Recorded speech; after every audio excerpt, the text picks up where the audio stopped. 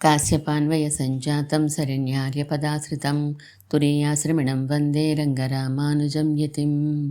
అందరికీ దాసోహం. మన ఆచార్యులు శ్రీ శ్రీ శ్రీ త్రిదండి శ్రీ రంగరామానుజీయ స్వామి వారు రచించిన గ్రంథాన్ని మనం చదువుకుంటున్నాం. ఆచార్య కైంకర్యంగా జరుగుతున్న దీనిలో శ్రీకృష్ణార్జున సంవాదం భగవద్గీత సారాన్ని మనకి ప్రశ్నోత్తరాల రూపంగా గురుశిష్య సంవాదంగా తెలియజేస్తున్నారు ఆచార్యులు. 18వ అధ్యాయంలో 10 శ్లోకాల గురించి మనం తెలుసుకున్నాం. 6616 ప్రశ్నలు పూర్తి చేసుకున్నాం. 18వ అధ్యాయంలో 11వ శ్లోకంలో ఏం చెప్తున్నారో ఈరోజు తెలుసుకుందాం. 6617వ శ్లోకం నుండి ప్రారంభించుకుందాం. అదేమిటి ఫలత్యాగం వివరిస్తున్నాడని అన్నారు? రెండూను శ్లోకం విను. నహి దేహభృతా సఖ్యం త్యక్తుం కర్మాణ్యశేషతః యస్తు కర్మఫలత్యాగి సత్యాగి చ విధీయతే. అన్వయం దేహభృతా కర్మాణి అశేషతః త్యక్తుం సఖ్యం నహి యః తు కర్మఫలత్యాగి సహ త్యాగి ఇది అభిధీయతే. తాత్పర్యం: దేహధారణ చేసినవాడు కర్మలని పూర్తిగా విడుచుట సాధ్యం కాదు కదా. అందుచేత కర్మఫలాన్ని విడిచినవాడే త్యాగి అని చెప్పబడతాడు. కర్మలను చేయడం మానినవాడు కాక కర్మఫలాన్ని విడిచినవాడే నిజమైన త్యాగి అని అర్థమా? అవును. ఇంకో అర్థం కూడా చెప్పుకోవచ్చు. మమతా త్యాగం, ఫలత్యాగం, కర్తృత్వ త్యాగం అనే మూడింటిని చెప్పినా ఫలత్యాగం చేసిన వాడికి ప్రాధాన్యత ఇస్తూ వాడినే త్యాగి అనాలయ్యా, వాడే గొప్పవాడు అని. అలా ఎందుకు అనుకోవాలి? ఫలత్యాగాన్నే శ్లోకంలో ప్రత్యేకించి ప్రస్తావించినా మిగిలిన మమతా త్యాగాన్ని, కర్తృత్వ త్యాగాన్ని కూడా చెప్పేసినట్లే ఉపలక్షణంగా అని అనుకోవచ్చుగా. వచ్చు. అయితే కర్తృత్వ త్యాగ అనుసంధానం మమతాత్యాగ అనుసంధానం కన్నా ఫలత్యాగ అనుసంధానం కాస్త ప్రాక్టికల్ కనుక ఆ కోణాన్ని కూడా నీకు ఆవిష్కరించేనంతే. దేహధారణ చేసిన వారు కర్మలని పూర్తిగా విడవడం శక్యం కాదు కనుక అని కదా ఈ శ్లోకంలో చెప్పారు. అవును, కర్మలు చేయవద్దు, అదే త్యాగం, అదే సన్యాసం అనేదే అభిప్రాయం అయితే కర్మలన్నిటినీ విడవడం అసాధ్యమే కదా అని ఉద్దేశం ఇక్కడ. భోజనాదులు తప్పవుగా, కొన్ని కర్మలు చేయవచ్చు, కొన్ని కర్మలు చేయనవసరం లేదు అనే విభాగం ఎప్పుడు బయలుదేరిందో అప్పుడు ఇంకా కర్మలను ఎంచుకోవడంలో శాస్త్ర ప్రమాణం కాకుండా స్వీయ నిర్ణయాలు బయలుదేరుతాయి. అందుచేత సకల కర్మలని కూడా ఫలసంగ కర్తృత్వ త్యాగాలలో చేయవలసిందే తప్ప మానరాదు ముముక్షువులు అని నొక్కి చెప్తున్నారు. బుభుక్షువులు మానవచ్చా? భగవద్గీతలో వారి గురించిన ప్రస్తావన అనవసరం. మనలో మనం అనుకోవడానికైతే బుభుక్షువులు లౌకిక సుఖాలకి సిద్ధపడిన వారు కనుక లౌకిక దుఃఖాలకు కూడా సిద్ధపడవలసిందే. శాస్త్ర నిషిద్ధ కర్మలు ఎవరు చేసినా, ఆ శాస్త్ర విహిత కర్మలని ఎవరు మానినా ఆ ఫలాలని వారు అనుభవించక తప్పదు. తెలిసింది. 12వ శ్లోకానికి వెళ్దామా? ఇంకో విషయం గుర్తుంచుకో. ఇష్టఫలములా అనిష్టఫలములా అనేది ముముక్షువులు కాని వారికి ఒకలా, ముముక్షువులకి ఇంకోలా ఉంటుంది. నరకాదులు అనిష్టఫలాలయ్యి స్వర్గాదులు ఇష్టఫలాలవుతాయి ముముక్షువులు కాని వారికి. ముముక్షువులకి మాత్రం స్వర్గాదులు కూడా అనిష్టఫలాలే. అంతేగా మరి. శ్లోకం చదువుతాను. అనిష్టమిష్టం మిశ్రంచ త్రివిధం కర్మణ ఫలం భవత్యతాగినాం ప్రేత్య నత సన్యాసినాం క్వచిత్. అన్వయం విను.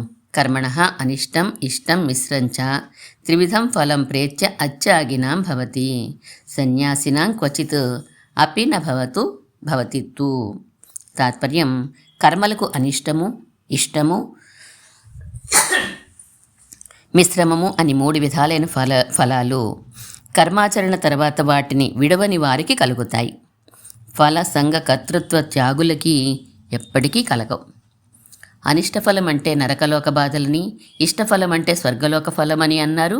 మరి మిశ్రఫలం అంటే సుఖదుఖాలు కలిసి ఉండేది అని అర్థం. స్వర్గంలో సుఖాలు మాత్రమే ఉంటాయి, నరకంలో దుఃఖాలు మాత్రమే ఉంటాయి. ఆ కర్మానుభవం అయిపోగానే ఆ లోకాల్లోంచి బయటికి వచ్చేస్తారు. మానవలోకంలో ఉన్న ఫలాలని మిశ్ర ఫలాలు అంటారు.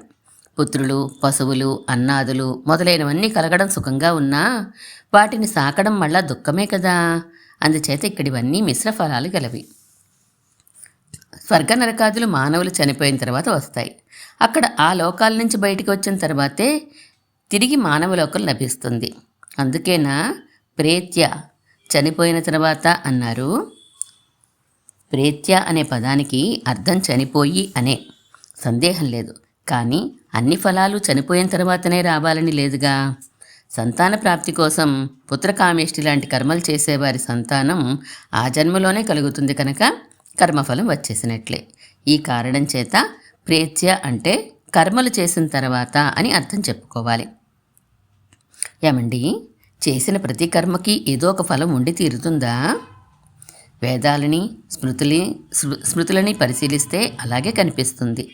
విత్తనాన్ని ఫలాస లేకుండా పాతినా మొలకెత్తి ఫలించడం చూస్తున్నాం కదా. మరి నిత్య నైమిత్తికాలు చేయకపోతే దోషం వస్తుంది తప్ప చేస్తే ఫలం రాదని అన్నారే.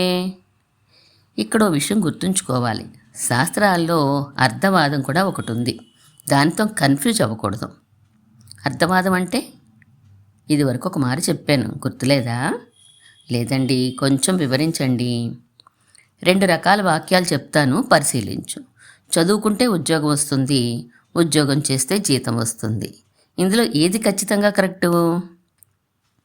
ఉద్యోగం చేస్తే జీతం రావడం ఖచ్చితం, కానీ చదువుకుంటే ఉద్యోగం వస్తుందనేది ఖచ్చితం కాదు. అయితే చదువు మానేయచ్చా? అలా ఎలా అంటాం? చదువుకోమని అందరినీ ప్రోత్సహించాలి. సరిగ్గా పాయింట్కి వచ్చావు. చదువుకోమని ప్రోత్సహించడం కోసం ఉద్యోగం అనే ఫలాన్ని ఆశగా చూపారు. ఉద్యోగం రాకపోయినా చదువుకోవడం అనే ఉన్నత స్థితి వాడికి లభించింది. ఇలాంటి వాక్యాల విషయాన్ని అర్థవాదం అని అంటారు. ఓహో, ఇంకో ఉదాహరణ ఏదైనా చెప్పగలరా? మరింత స్పష్టమవుతుంది. సరిగ్గా చదువుకోకపోతే అడుక్కు తింటావురా అని తండ్రి కొడుకుని మందలించాడనుకో. అల్లరి చేసావంటే తాటర ఒలిచేస్తా అన్నాడనుకో. ఇవి యథార్థంగా జరిగి తీరాలని నియమం లేదు. చదువుకోవడానికి, అల్లరి చేయకపోవడానికి ఒక ప్రేరణ ఇవ్వడమే ఇక్కడ ఉద్దేశం. అది అర్థవాదం అంటే. వేదాల్లో, శాస్త్రాల్లో ఫలానా కర్మ చేస్తే ఫలానా ఫలం వస్తుంది అని చెప్పడంలో అర్థవాదాలు కూడా ఉంటాయని గుర్తుంచుకోవాలి. ఒక్క ఉదాహరణ. ఫలానా పని చేస్తే అశేష అగహరం అని కనిపిస్తూ ఉంటుంది కొన్ని చోట్ల. అంటే కొంచెం కూడా మిగలకుండా అన్ని పాపాలు పోతాయి అని. అలాంటప్పుడు ఆ వ్యక్తికి దుఃఖలేశం కూడా ఉండకూడదు ఆ కర్మ చేయగానే. ఫలానా స్తోత్రం చదివితే అని ఆయా స్తోత్రాల ఫలశ్రుతులలో కూడా ఇలాంటి అర్థవాదాలు కనిపిస్తూనే ఉంటాయి. ఇక్కడ మనం తెలుసుకోవాల్సిన విషయం, ఒక మంచి పని చేయడానికి లేదా ఒక చెడు పని మానడానికి ప్రేరేపించడమే ఇలాంటి వాక్యాల ఉద్దేశం అని. ఓహో, అందుచేత నిత్య నైమిత్తిక కర్మలతో పాటుగా పంచమహాయజ్ఞాలతో పాటుగా సకల కర్మలకి కూడా వేదాల్లోనో స్మృతులలోనో ఎక్కడో అక్కడ ఏదో ఒక ఫలం చెప్పబడే ఉంటుంది. ఆ ఫలం ఇష్టఫలమైనా అవ్వచ్చు, అనిష్టఫలమైనా అవ్వచ్చు, మిశ్రఫలం అయినా అవ్వచ్చు. అయితే ఆయా కర్మలు విడిచిన వాడికి ఫలమేమీ రాదు. అది ఈ శ్లోకంలో చెప్పేది.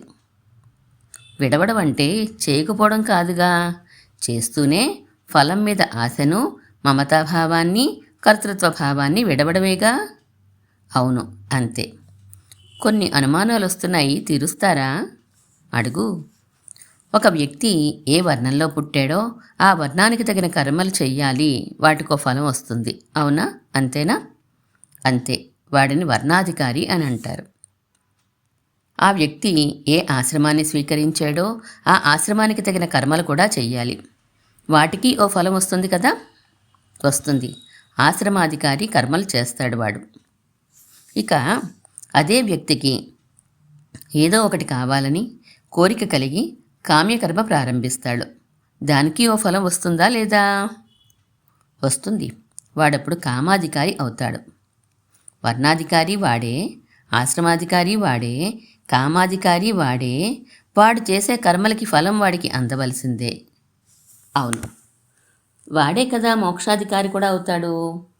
వర్ణాధికారి, ఆశ్రమాధికారి, కామాధికారి అయిన సందర్భంలో ఫలాన్నిచ్చిన కర్మ మోక్షాధికారి అయినప్పుడు ఫల సంఘ కర్తృత్వ త్యాగభావన మాత్రం చేత ఫలాన్ని ఎందుకు ఇవ్వకుండా ఉంటుంది? ఇస్తే అది మోక్ష ఫల విరోధి అయిపోదా? భలేవాడివే, ఇదా నీ ప్రశ్న? ఓ ఉదాహరణ చెప్తాను విను.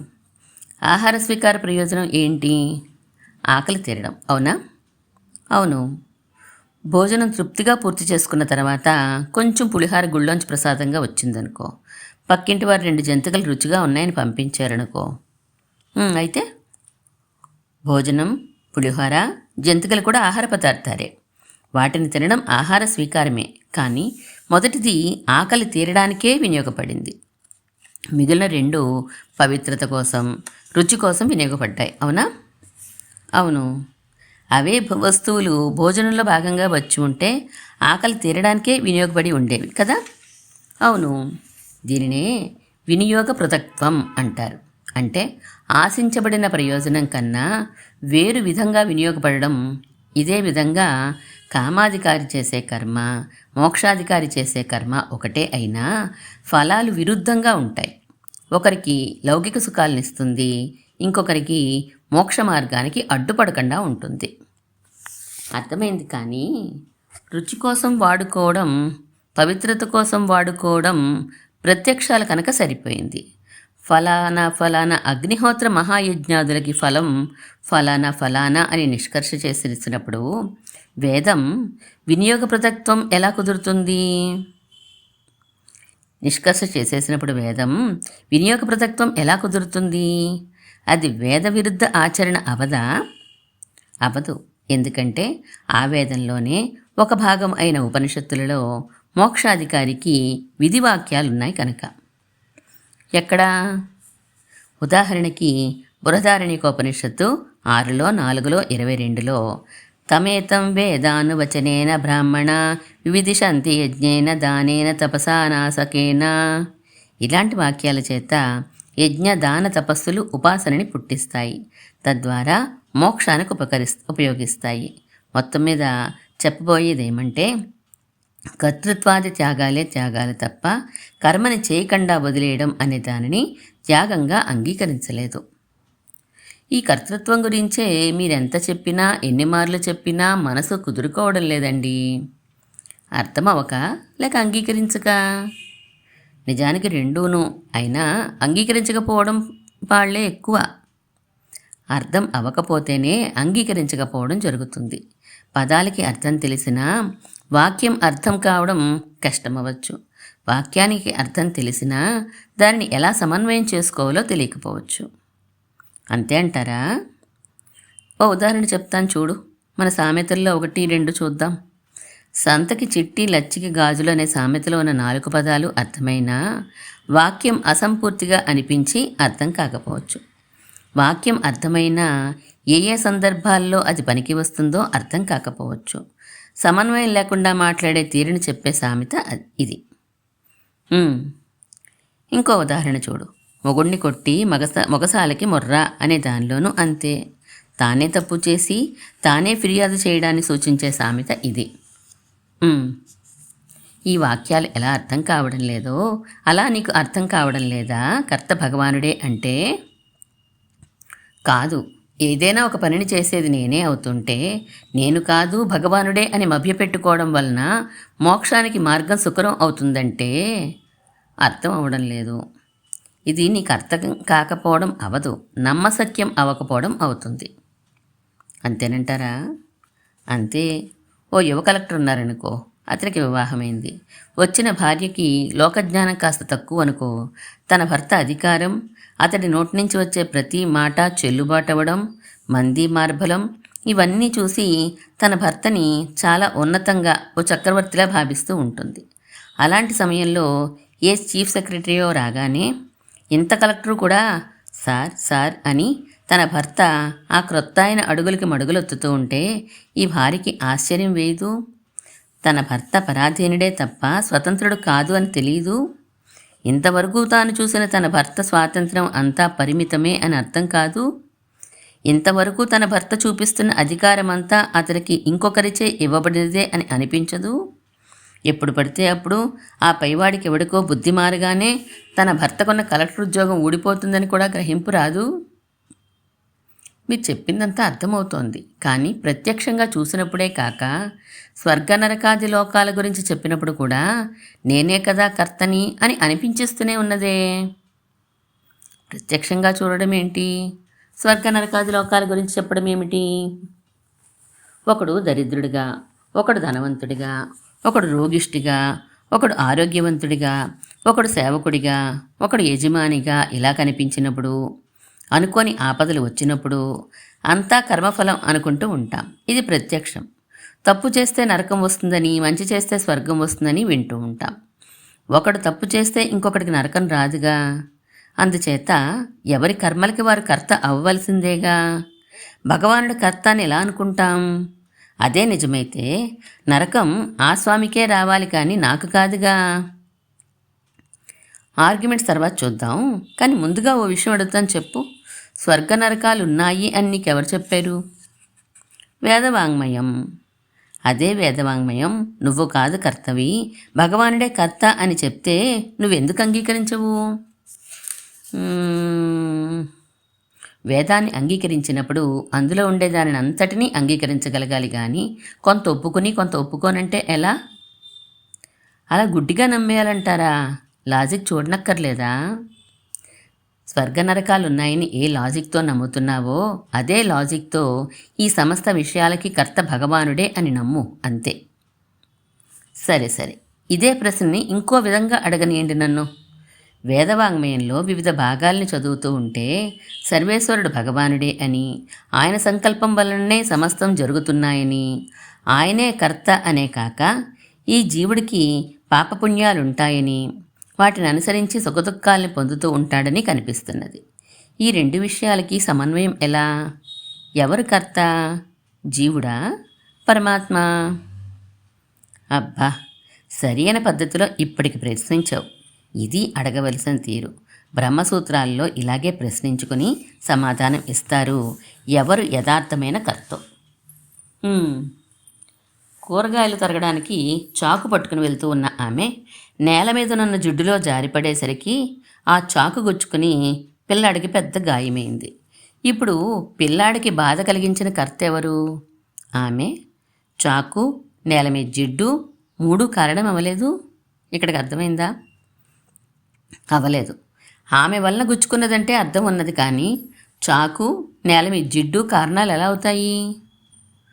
చాకు ఏమాత్రం పదునుగా ఉన్నదో అనే దానిని అనుసరించి కదా గాయపు తీవ్రత.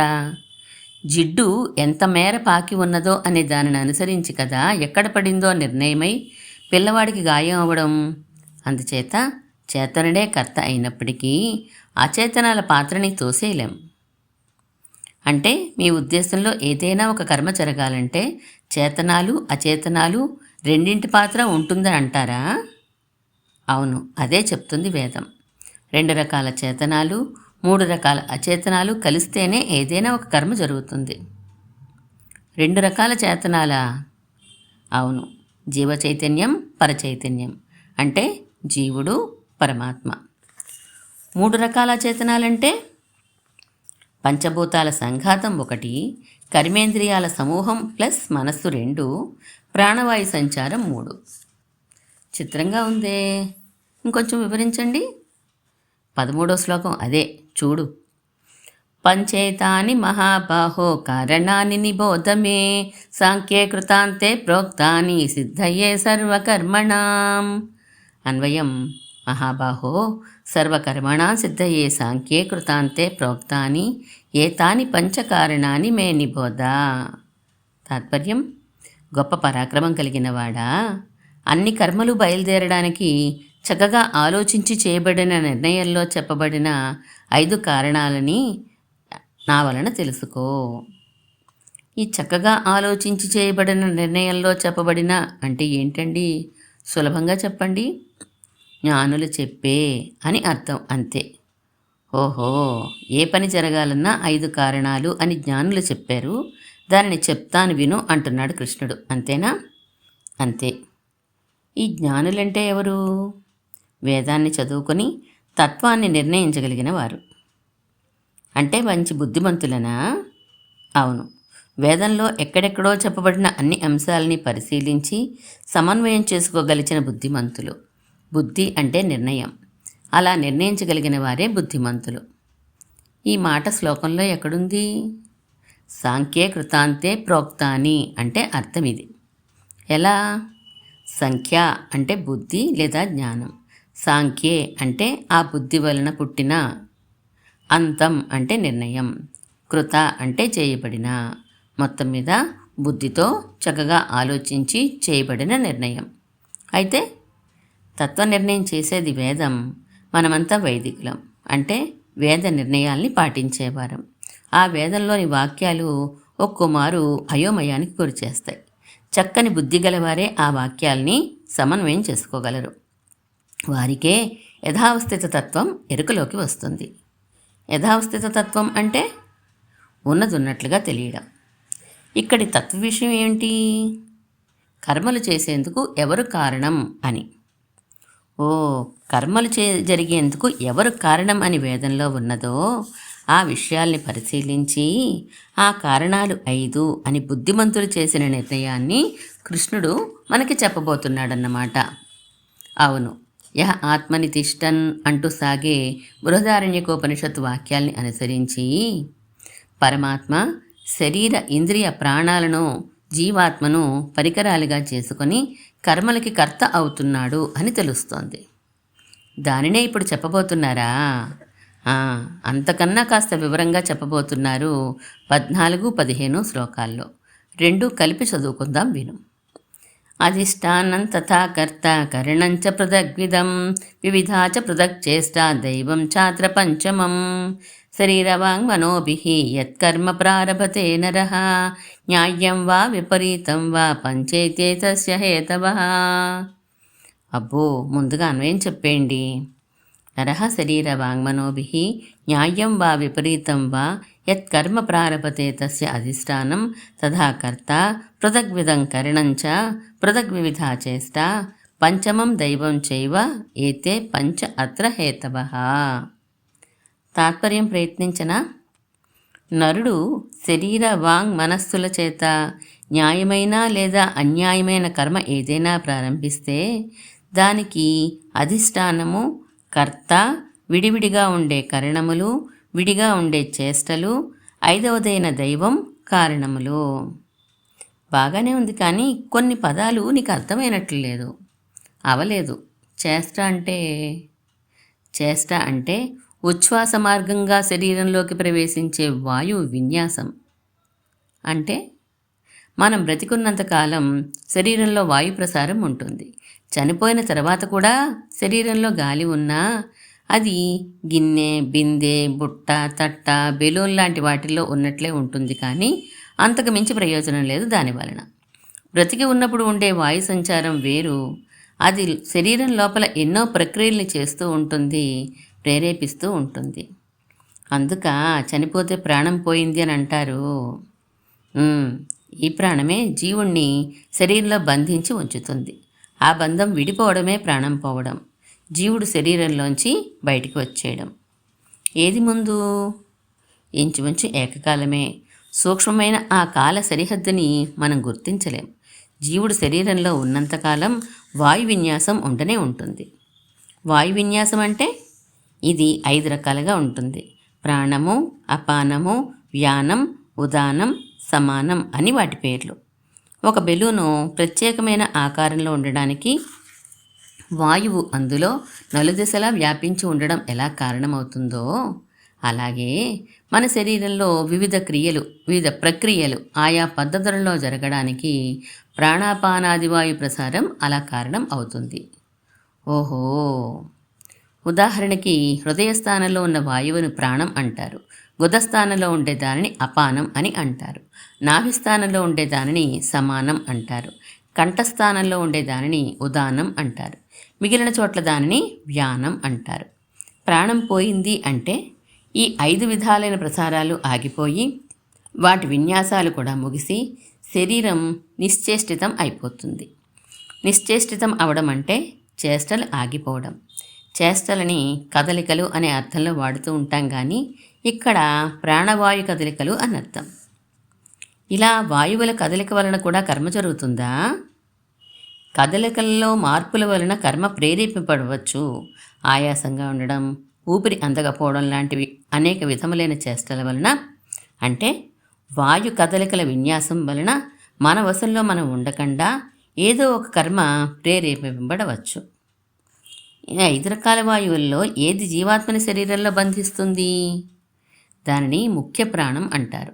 రాళ్ళు, రప్పలు మొదలైనవి శ్వాసించవు. అవి అప్రాణులు. అందులో జీవుడు బంధించబడి ఉండడు. మనం మంత్రాలతో ఎవరినైనా ఆవాహన చేస్తే వచ్చి ఉంటాడు. ఉద్వాసన చెప్పగానే వెళ్ళిపోతాడు.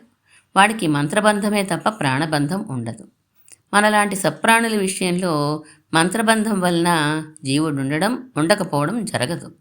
కర్మబంధం వలన జరుగుతుంది. ఏ అచేతనంలో జీవుడు మంత్రబంధం వలన ఉంటాడు, ఏ అచేతనంలో కర్మబంధం వలన ఉన్నాడు అనే దాన్ని తెలుసుకోవడం అంత సులభం కాదు. అప్రాణుల, సప్రాణుల అనే దానిని అనుసరించి కొంతవరకు నిర్ణయించుకోవచ్చు.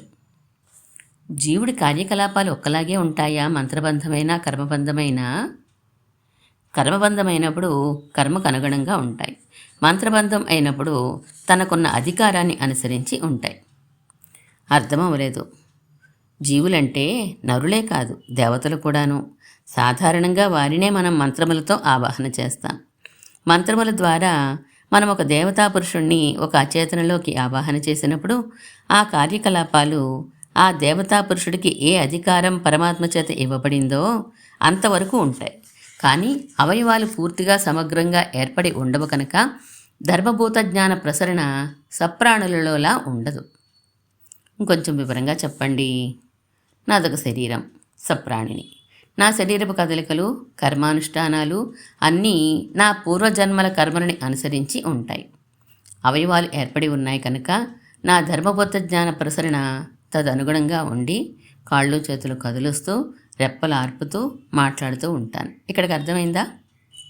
అయింది. ఒక దేవతామూర్తి ఉన్నారు. ఉదాహరణకి విఘ్నేశ్వరుడు, తేజోమయ శరీరం, సప్రాణి. ఆయన శరీరపు కదలికలు, కర్మానుష్ఠాలు అన్నీ ఆయన పూర్వజన్మ కర్మలని అనుసరించే కాక ఆయనకి ఇవ్వబడిన అధికారాలను కూడా అనుసరించి ఉంటాయి. అవయవాలు ఏర్పడి ఉన్నాయి కనుక ఆయన ధర్మభూత జ్ఞాన ప్రసరణ అనుగుణంగా ఉండి కాళ్ళు, చేతులు, తొండం, కళ్ళు, నోరు అన్నీ కదలగలవు. ఇది అర్థమైందా? అర్థమైంది. అదే ఒక విఘ్నేశ్వరుణ్ణి ఒక పసుపు ముద్దలోకో ఒక దర్భ సమిష్టి కూర్చలోకో మంత్రపూతంగా ఆవాహన చేశారనుకో, అక్కడ ఆయన అప్రాణి, చేష్టలుండవు.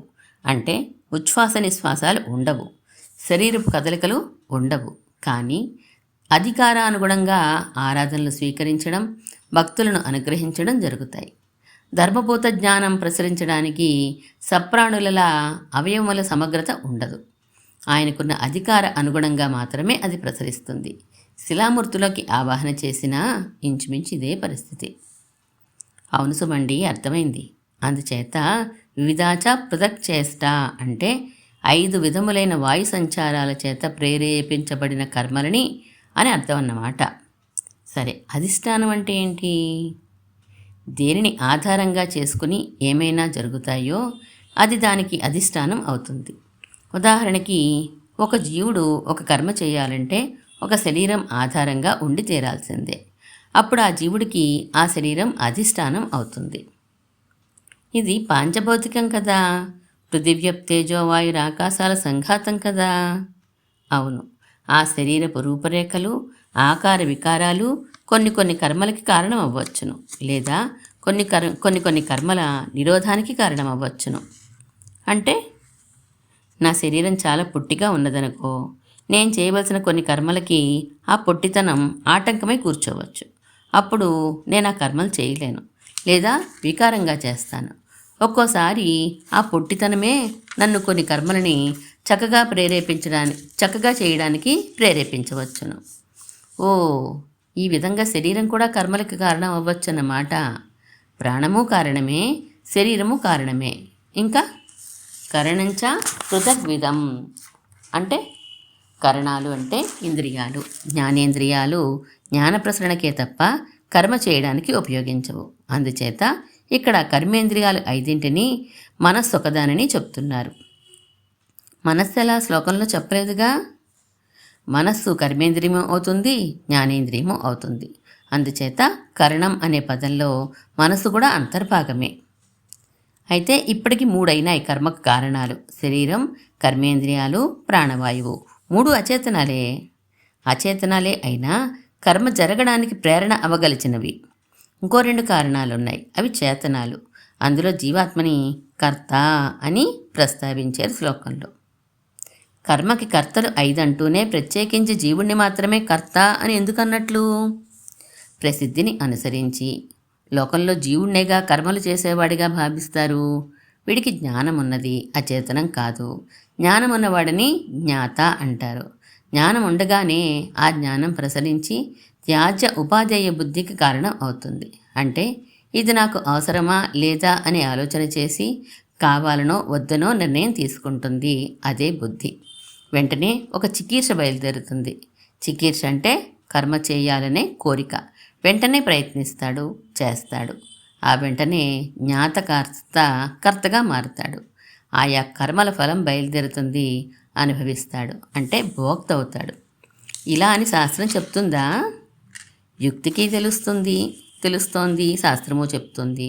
జ్ఞోత ఏవా కర్త శాస్త్రార్థవత్వాత్ అనే బ్రహ్మసూత్రాలు కూడా ఉన్నాయిగా. ఆ సూత్రాల అర్థాలేంటి? ఈ జీవుడు జ్ఞాతయే అవుతాడు. విధి నిషేధాలను చెప్పే శాస్త్రం వృధా కాకూడదు కనుక జీవుడే కర్త అని అర్థం. శాస్త్రం వ్యర్థం అవడం ఏంటి? ఈ పని చెయ్యి, ఈ పని చేయవద్దు అని కదా శాస్త్రం చెప్తుంది. ఈ శాస్త్రం ఎవరి కోసం? ఆ చేతనానికి కాదు కదా, పరమాత్మకి కాదు కదా. ఇక ఉన్నది జీవుడే. వాడును కర్త కాకపోతే వాడికి అనవసరమే. ఇక అప్పుడు శాస్త్రాలు వ్యర్థమే. శాస్త్రాలు వ్యర్థమంటే మొత్తం వ్యవస్థే కూలిపోతుంది. కనుక శాస్త్రాలు వ్యర్థం కావు. అలా అవి వ్యర్థం అవ్వకూడదు అంటే ఎవడో ఒకడు కర్త కావాలి. వాడింక జీవుడు తప్ప ఇంకొకడు కాదు. కనుక కర్త అనే శ్లోకంలో ఉన్న మాటకి జీవుడే అని అర్థం. జీవుడు కర్తే కానీ అతడి మీద 4 ఇతర కారణాలు ప్రభావం చూపిస్తూ ఉంటాయని అనుకోవచ్చా? ఒక విధంగా అనుకోవచ్చు. 3 అచేతనాలు ప్లస్ ఒక పరమాత్మ. కానీ పరమాత్మని ప్రభావం చూపేవాడు అనే కన్నా పర్యవేక్షకుడు, యజమాని అనడం మరికొంత సబ్బుగా ఉంటుంది. ఎందుచేత? ఈ భగవద్గీతలోనే 15వ అధ్యాయంలో సర్వస్య చాహం హృది సన్నివిష్టః మత్తస్మృతి జ్ఞానమపోహనంచ అని చెప్పారు కదా. నా వలనే స్మృతి, జ్ఞానము, ఊహ కూడా కలుగుతున్నాయని చెప్పారు. ఇంకా ఈశ్వర సర్వభూతానాం హృదయస్యర్జున తిష్టతి భ్రామయన్ సర్వభూతాని యంత్రారూఢాని మాయయా అని ఈ అధ్యాయం 61వ శ్లోకంలో చెప్పబోతున్నారు. అంటే ఈశ్వరుడే, పరమాత్మే సమస్త భూతములను నడిపిస్తున్నాడు అని అర్థం. దీనికి బ్రహ్మసూత్రాలు లేవా? ఎందుకు లేవు? ఉన్నాయి అని చెప్పారు గురువుగారు. ఆ బ్రహ్మసూత్రాలు ఏమిటో మనం తర్వాత భాగంలో తెలుసుకుందాం. ఈరోజు శ్రీకృష్ణార్జున సంవాదంలో 6707 ప్రశ్నల వరకు మనం తెలుసుకున్నాం. ఇంకా చెప్పినటువంటి 13, 14 శ్లోకాల వివరణ పూర్తి అవ్వలేదు. ఈ రెండింటిని మనం ఇంకా తర్వాత కంటిన్యూ చేసుకుందాం. శ్రీమన్మహాభూతపురే శ్రీమత్కేశవ యజ్వరః కాంతిమత్యాం ప్రసూతాయ ఇతి రాజాయ మంగళం.